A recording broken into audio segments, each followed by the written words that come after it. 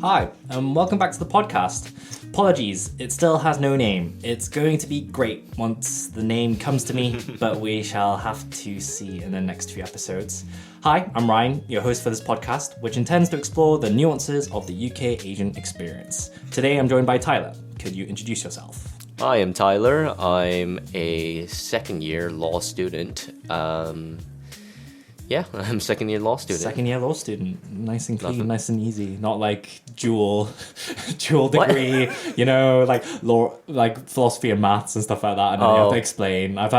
We haven't had any dual kind of like degree guests on the show yet, but I can be more complicated. I can say law of a year abroad, but that really doesn't complicate it by much.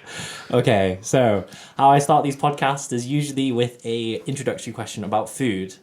I mean, your question today is your favorite food cuisine / culture. That one's can be difficult for me because it changes. Okay. I will say it is most likely going to be more Eastern rather than Western, because obviously that's where I grew up. Yep. That being said, my original answer was just going to be clear winner for Japanese cuisine, but then I thought about it slightly more, and I think I might have to give it to Chinese cuisine for the sole reason, actually, of sheer diversity. Okay. That's the key reason, because as much as I do personally love Japanese cuisine, okay, wait, this is based on my personal favorite, right? Mm-hmm. Then yeah, I can say I like Japanese cuisine, but if I have to say the best, I would say Chinese. You'd say Chinese. And you say diversity. Are you saying that Japanese cuisine doesn't have Oh, it does. diversity? Just that it's just not as diverse as Chinese cuisine can be. I feel like yes, there is diversity, but they tend to be variations of the same sort of general things. Whereas in China, I've been quite a few places around China by now, and it is absolutely insane how crazy people mix up their food cultures. Obviously, this also comes from a place of like intimacy of actually knowing Chinese cuisine versus Japanese cuisine. I'm sure Japanese cuisine is wonderfully diverse as well, but even though I prefer Japanese cuisine, China cuisine I would say is still more diverse, just because of how big it is. Just how big China is. Yeah. I mean, I do agree. Like, honestly, also being a Chinese kid as well.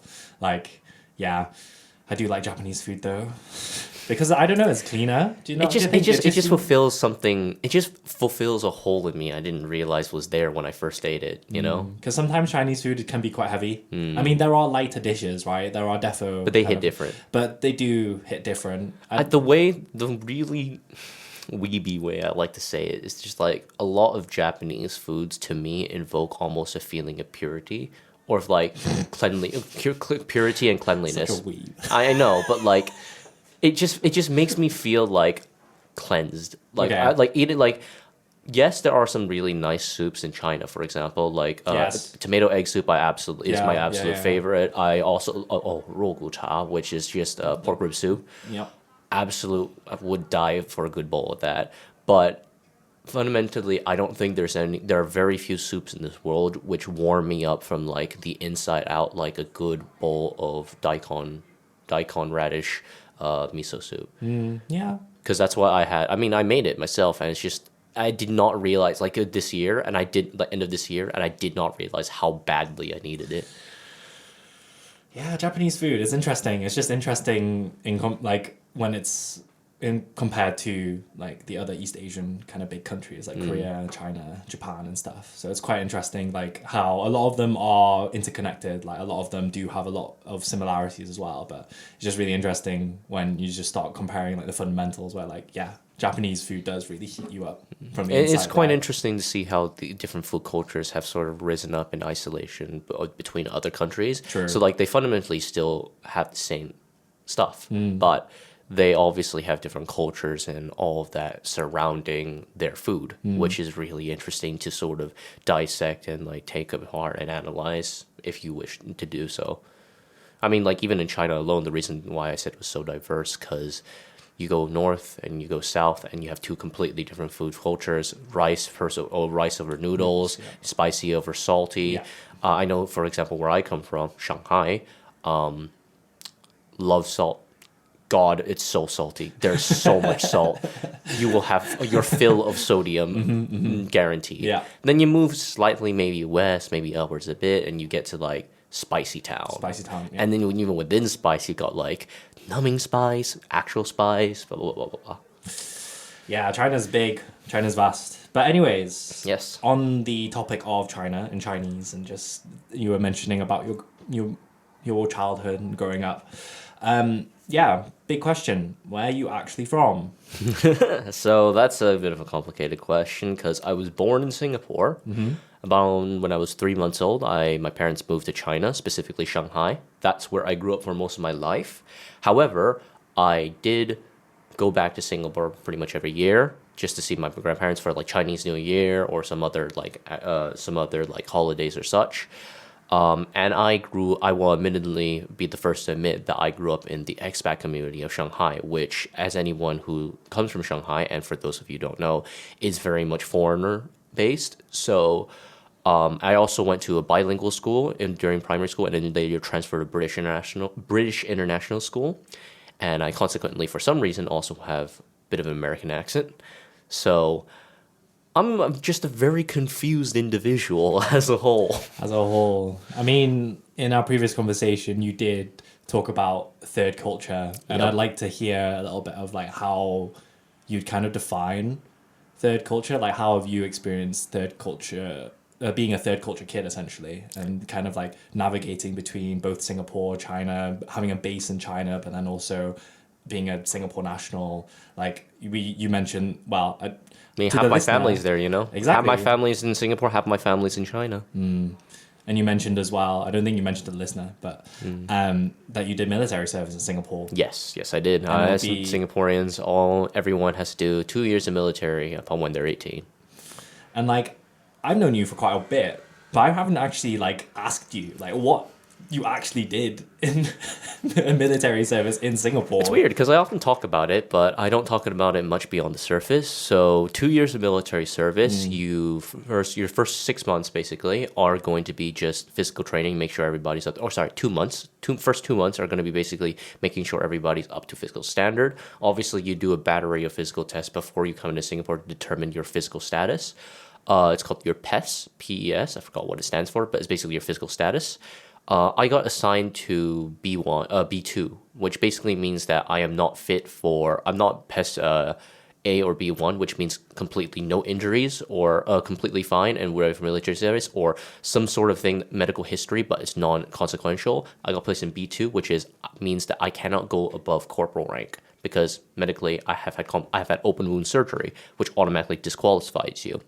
That being said, first 2 months is the same for everyone, basic military training, BMT, and then you get assigned to your unit. I got assigned to the bomb squad, 36 Singapore combat engineers, also known as the bomb squad, as a pioneer, which essentially my role was to assist the regulars, so the people who regularly serve military service as a job, who actually have the knowledge of how to defuse the bombs, basically assist them in their task, as well as drive them to the locations, etc., etc.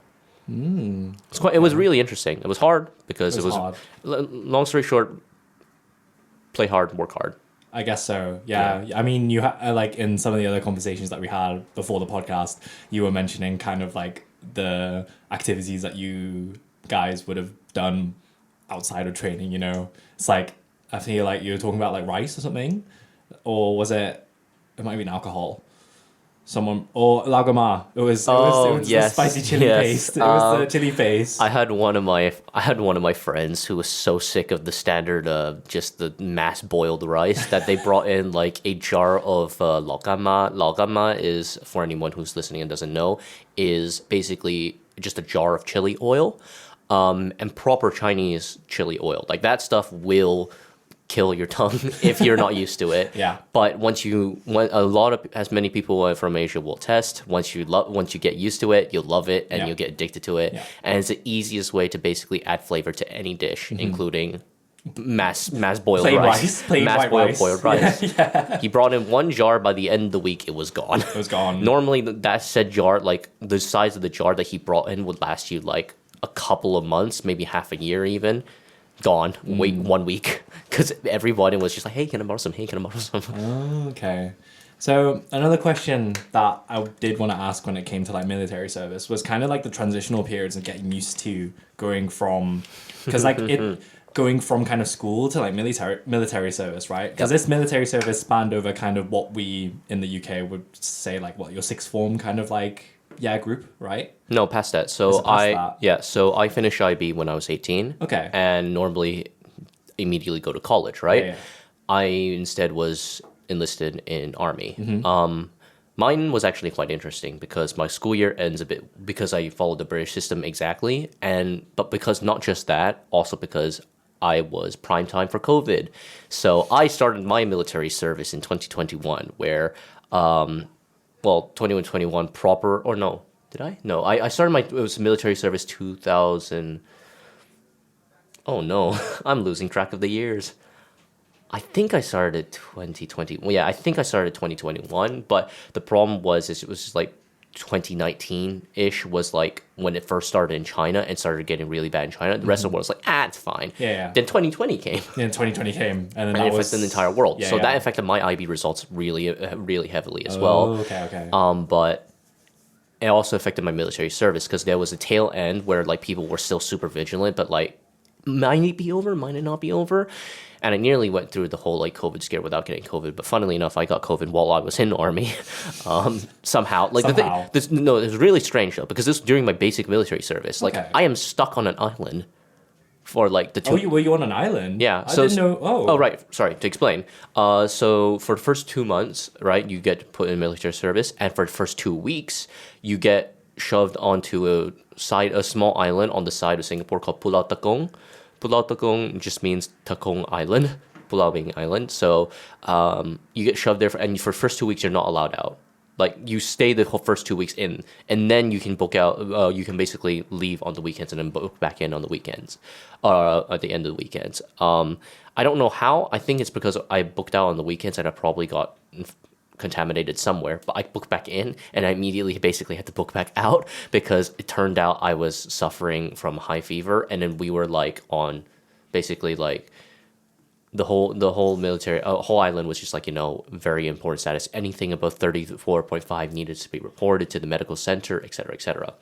I was not feeling great. I tested my temperature, went to the hospital on the island, got sent back home because it was so bad. And I was just like, oh, I'm feeling really bad, Dad. I'm so sorry you had to pick me up. Because this is really late at night, like past 12. And then they brought back home. And then my grandparents were up as well. And they were like, oh, are you okay?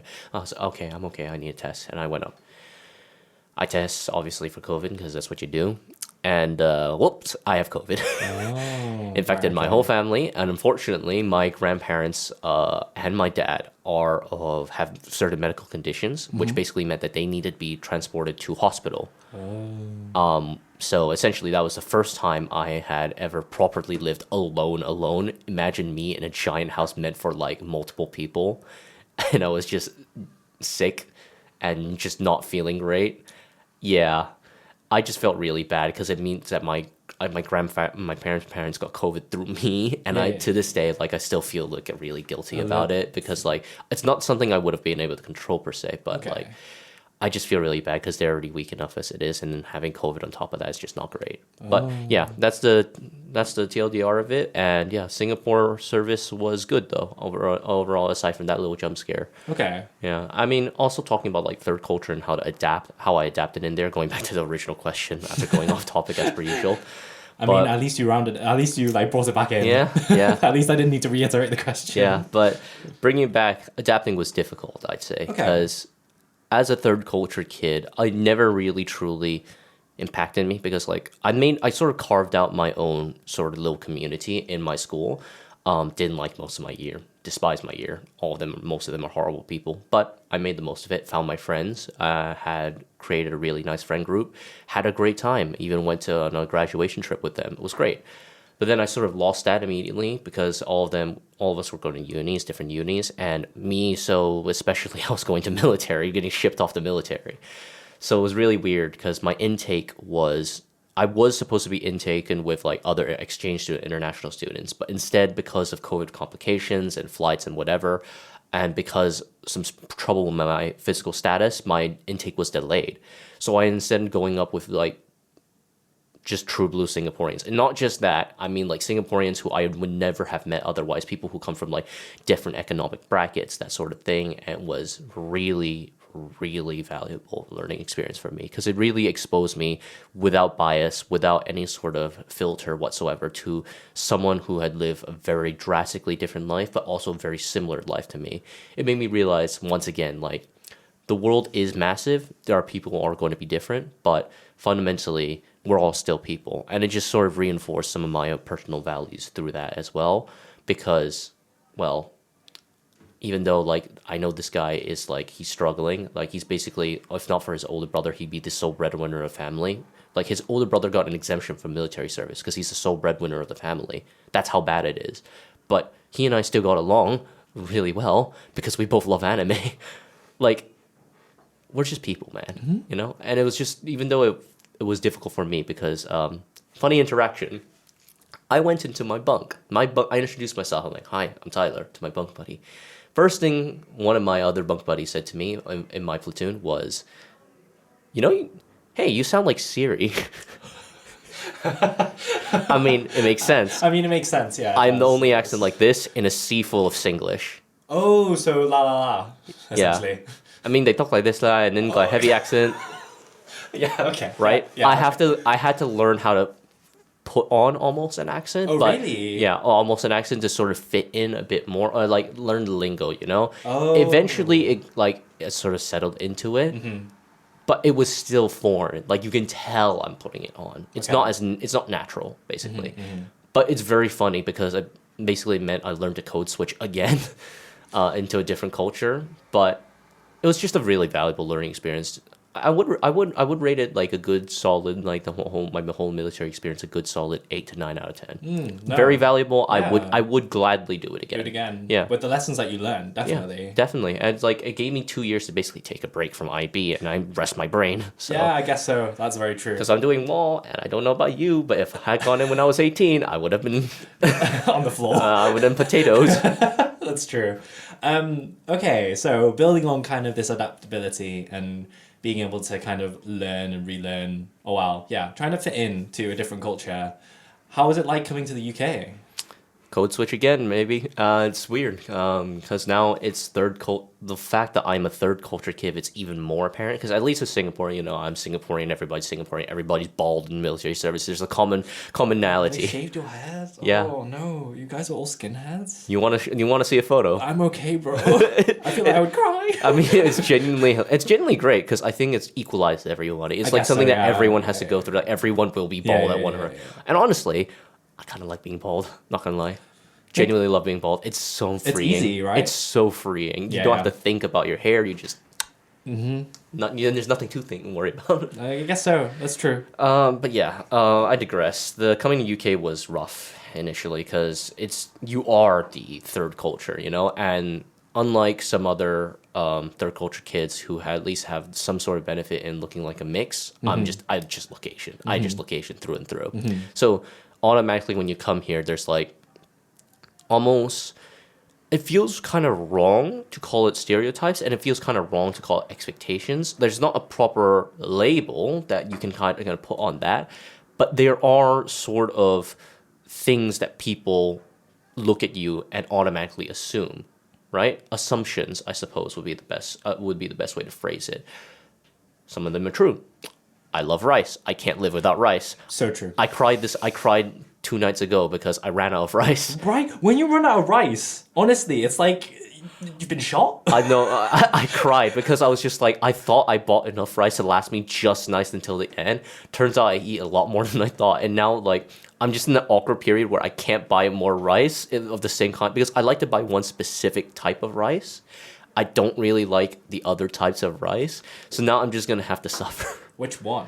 So there's if you go to Tesco, they have one bag. They also sell in like Korean markets and stuff. But I go to Tesco, there's one bag that they call Tesco Tomali, but it's jasmine rice. Yeah. It's the only rice out of the jasmine rice there that actually is jasmine rice. Is it the one with the green dragon on it? It's the one with like a weird chicken. A weird chicken. Yeah, I'll search it. I'll search it up as because like probably should give you a chance to ask me questions as well. But like, it's just I have to eat that. Like for me, it's very specific because like if it's not that kind of rice, it just doesn't feel like Chinese rice. Like Okay. I don't mind other types of rice, but Okay, it just okay. doesn't hit. Okay. Yeah. Okay. No, I'm trying to figure out which rice. I feel like we've got the same rice. I'm not gonna lie. Yeah, Is it and- green, red, and like got AAA and stuff on Yes, it? yes. I yes. feel like we've got the same think rice. We you know? probably have exactly the same rice. I just hold on. I have it right here. I think it is the same rice. I'm probably misremembering it as a chicken.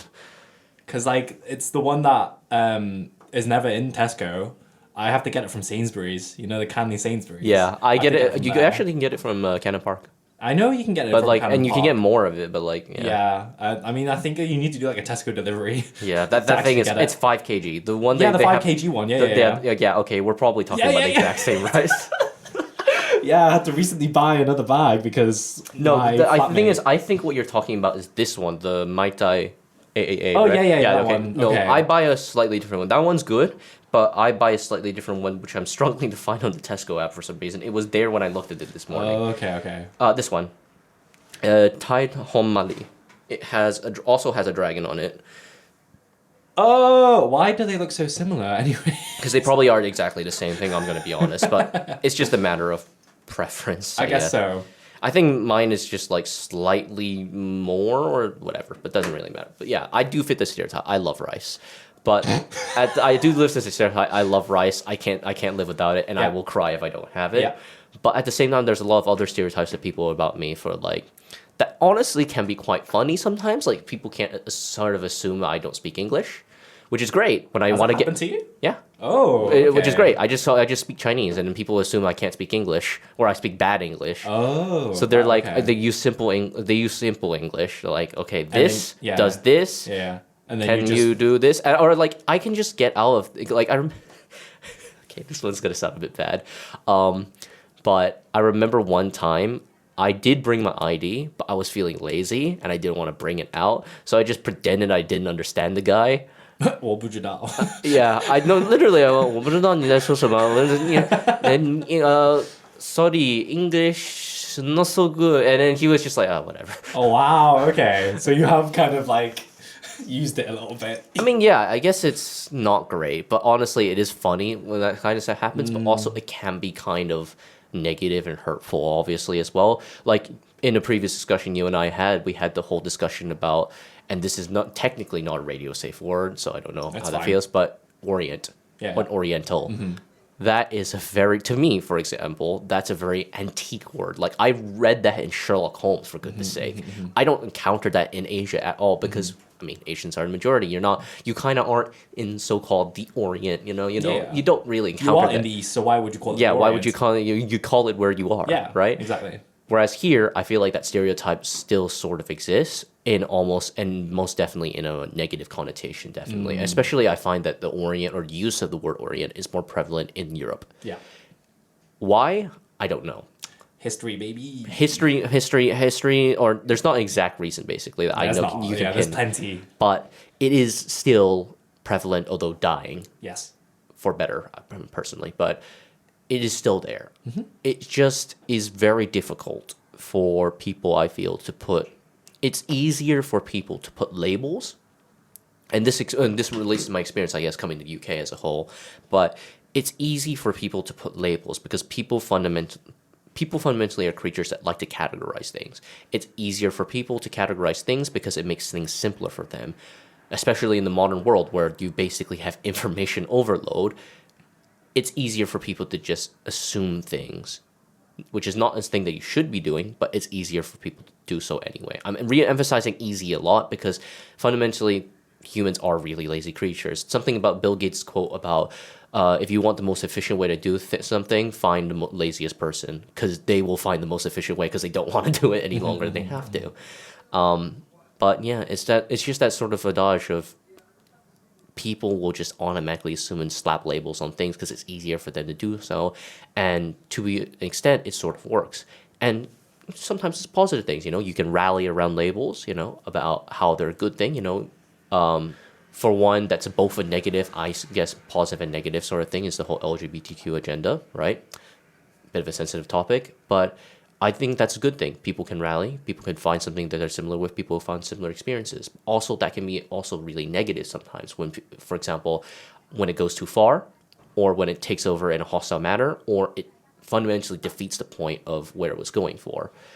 The ones I'd like to address really is a lot of like diversity representation in actually the hiring industry especially in the West, because what do you mean I don't get the same opportunity as someone who's of a different skin color than me, and they get like they can have the opportunity to get full scholarship and like they automatically get so much thing better, but because I'm Asian and I'm a male Asian, I'm average, you know? Like there's always somebody who's better than you as a male Asian, and I suppose you can feel to this to an even worse extent because you grew up here, but for me it's like it's expected, but I can sort of divert that sort of thing because it also comes from a place of like I don't understand the culture here that well, so I can call people out for it. For you, I feel like it could also, like, this is making once again, see, I'm making assumptions, but for my limited knowledge, but it feels like sometimes like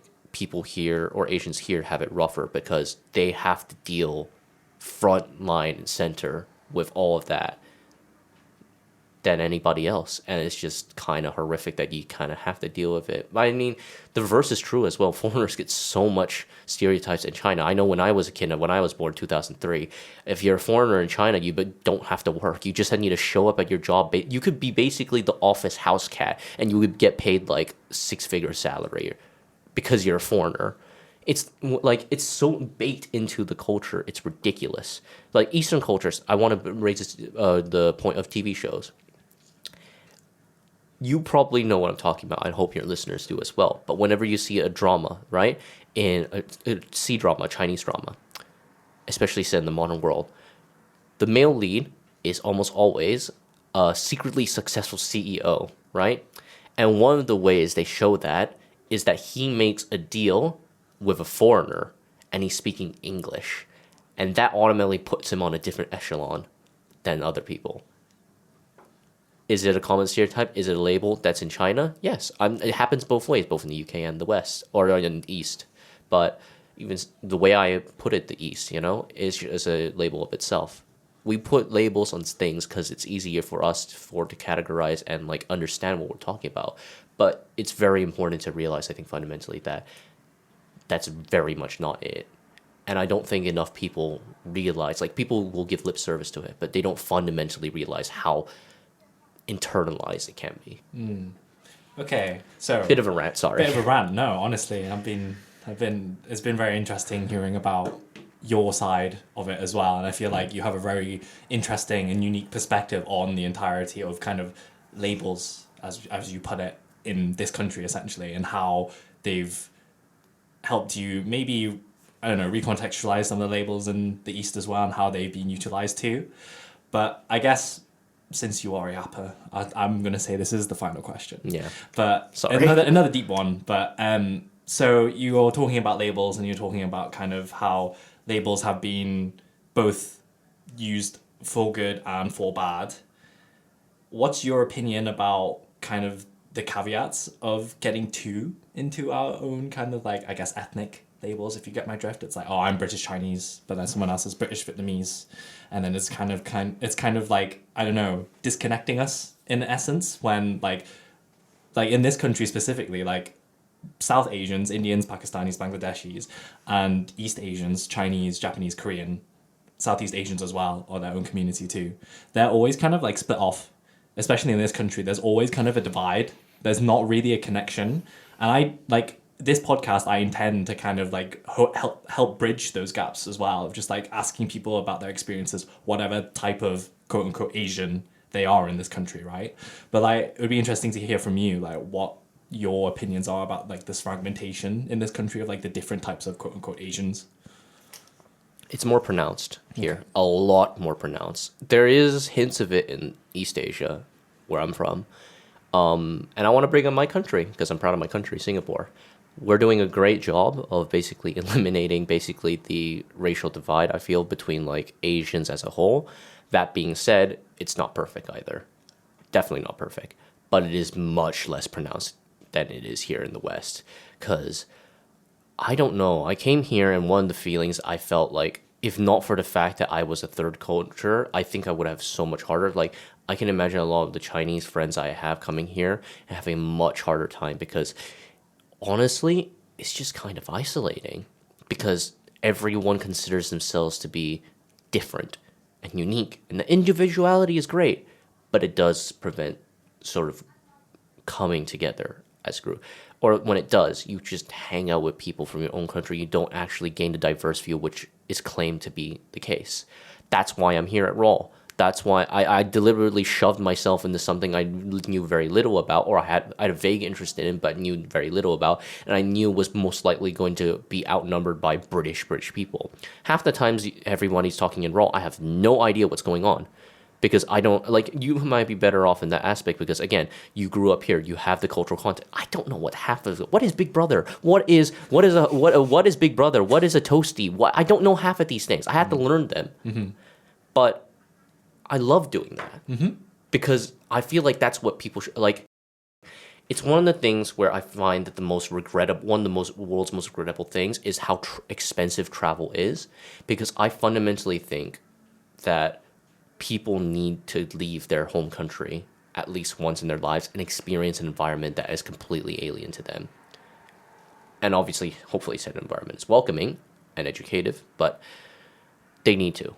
Mm-hmm.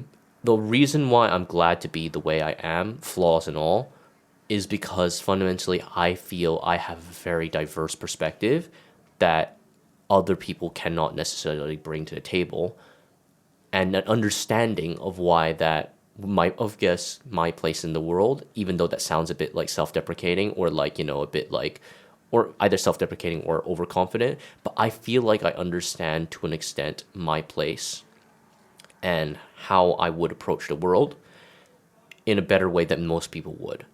Because there's a lot of stuff that's been said here I don't want to repeat at all about stuff that's been said about me or the UK.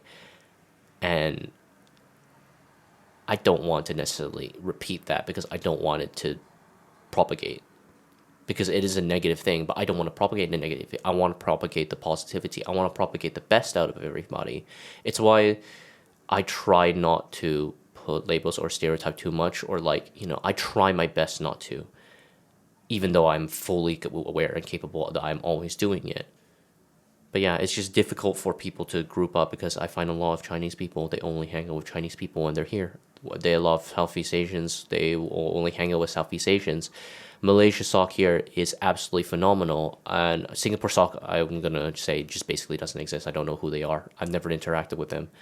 Malaysia Sock is amazing, but then all the Malaysians I know basically only hang out with Malaysians. They don't go out their way to hang out with the foreigners. It's really weird where you have this it's a weird environment of there is diversity, but there really isn't. And it's an issue, I think, that needs to be addressed in the future, or now and in the future, which is why I try my best to put myself out there in places. That's part of the reason why I'm part of Fagilian societies. Yeah. It's overextending myself to an extent, but I fundamentally feel like I can, if I try, like, it's great. And the best way to do that, I think, is through interests. Like Raw, for example, radio is something I would never have picked up otherwise. It's an interest. Actually, one of the good ones I want to give a shout out to is Vocaloid Society, because they're ridiculously diverse there, but everyone there loves Miku, and which I know is a very strange rallying point or commonality, but at the very least it makes people from different cultures come together and realize that we're just people. Labels and everything be damned, we're all just people. Yeah, you're touching on a topic that we did previously bring up in one of the previous episodes. Yep. We're talking about just the diversity of the Uni of Warwick, and also within its societies as well. But I think you do raise a good point where when it comes to cultural socks, they are quite isolated. They do keep to themselves. And I guess as an international student as well, you raise a good point of, you're here in this country, you might as well kind of get to know it a little bit. Yeah. Kind of learn as much as possible. You're not just learning in the classroom, you're learning outside, right? You're learning all the time. All the time. It is just a bit weird though, coming to different societies or country societies and then them being primarily dominated by only you know, people from that country, which makes sense. But also, it just kind of like this is a catch-22 situation where you can't really solve it without fundamentally changing something. But it's weird where, like, if I want to go to Welsh society, for example, I'm going to stand out like crazy. Or if I want to go to Irish society like crazy, I will stand out like crazy. The only way I would fit in is if I give myself alcohol poisoning, basically. But, like, it kind of, like, that's why I kind of want to throw myself headlong into these sorts of situations. Like, go look at Real Ale. There's no Asians there. I am the only Asian, pretty much. Like, East Asian. But that's why I'm there. I wanted to provide, like, a different perspective, different ideology, you know, and expose other people who would never be exposed otherwise. Because I think it's valuable for both ways. Defo. Okay, thank you so much for coming in. This has been really insightful. I've really loved kind of hearing the different perspectives that you're bringing. No, thank you for having me, and I apologize for yapping for so long. No, we probably honestly, didn't get through like half the questions or like discussions that we wanted bro, to. Like this was a great discussion. I think people are going to really resonate. Well, yeah, I think people are going to resonate with a lot of the experiences you've had, but also like the stories you've been telling as well. The little anecdotes have been really, really interesting just to kind of build out some of the opinions and some of the perspectives. If you don't mind me, I just want to have like one last thing to say. I think fundamentally the message I want to like give out to people is that even though labels, whether it be by yourself, which means like, you know, your sexual identity, your race, your ethnicity, or any other means of things, or even like your exam results or whatever, like your self labels or labels you put on others, like, oh, is that guy really big? He looks really intimidating. He feels a bit weird. That's all well and helpful, but the message I want to give to people, I guess, is just that if you really want to understand another person, talk, communicate, because you're never going to get anywhere by just simply assuming of people. You'll get rejected most of the time, but just talk. It's what works. Good message. No, resonant. Okay, thank you for coming in. Thank you so much. Thank you very much, Ryan, for having me. Thank you to the listeners out there, and we shall see you in the next episode. See you later. See you.